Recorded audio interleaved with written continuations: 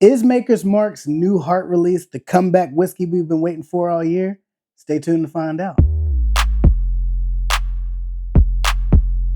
Cynple whiskey, Cyncere. Here to keep it 100. What's the ABV? Keep it simple.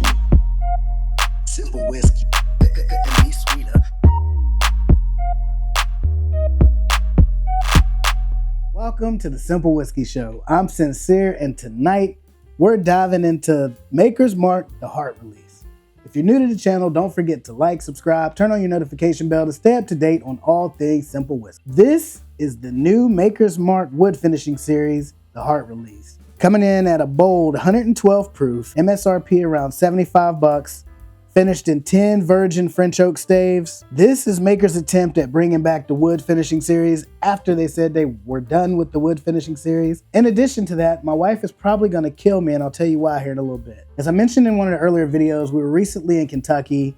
We went down to Maker's Mark Distillery. It was the very first distillery I've ever toured, period. I had no expectations. Like in my mind, I had my idea of how it looks, and obviously I've watched multiple videos and some of the other whiskey tubers to kind of see it, but man, waking up that morning, walking outside, and I'm like, oh my gosh, it's baking bread outside.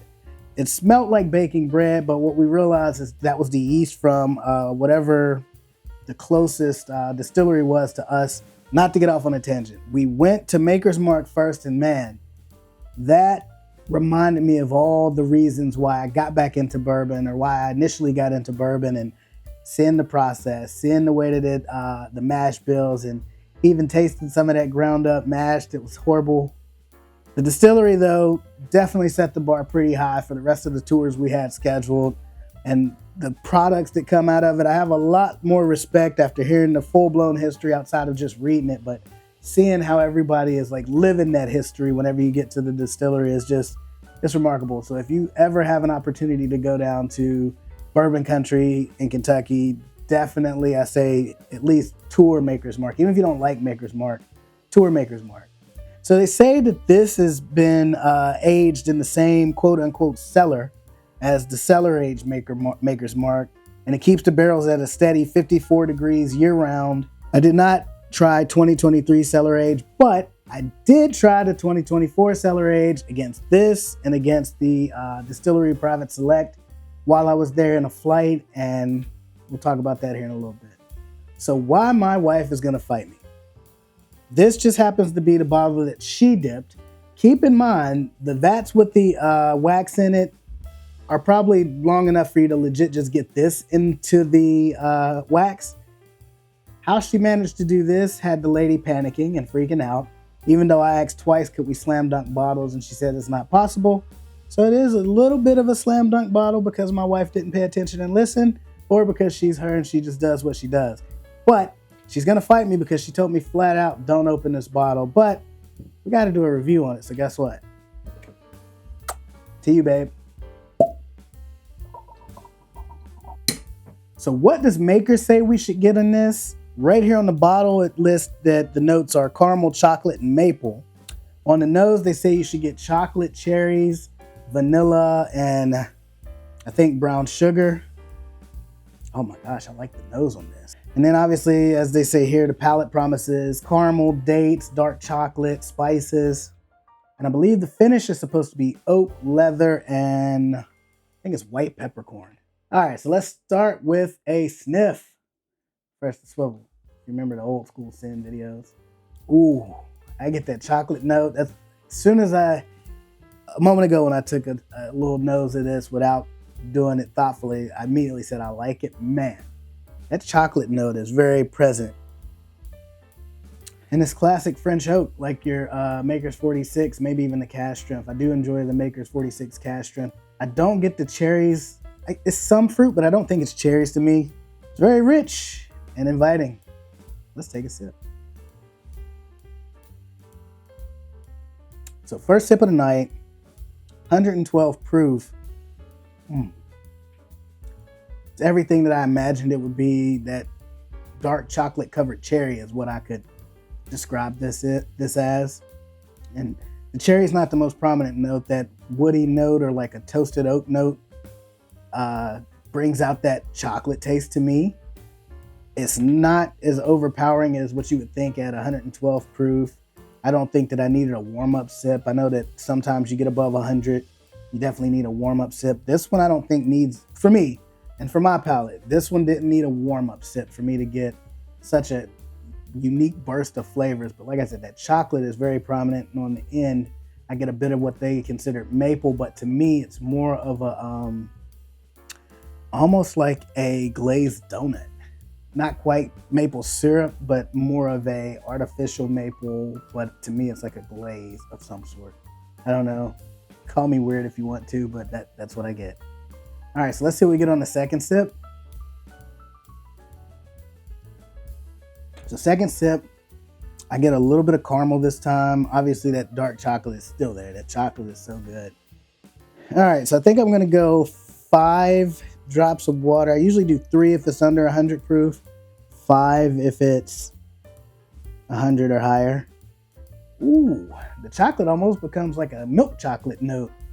That's unique. Usually if you get that darker chocolate note on something and you add the water to it, it does still have that almost like hot chocolate, cocoa powder type scent to it, but this gives a really, really sweet milk chocolatey note now. All right, let's see what I get on the palate. Again, earlier I got, I think, the darker chocolate, a bit of that cherry, some of the oak.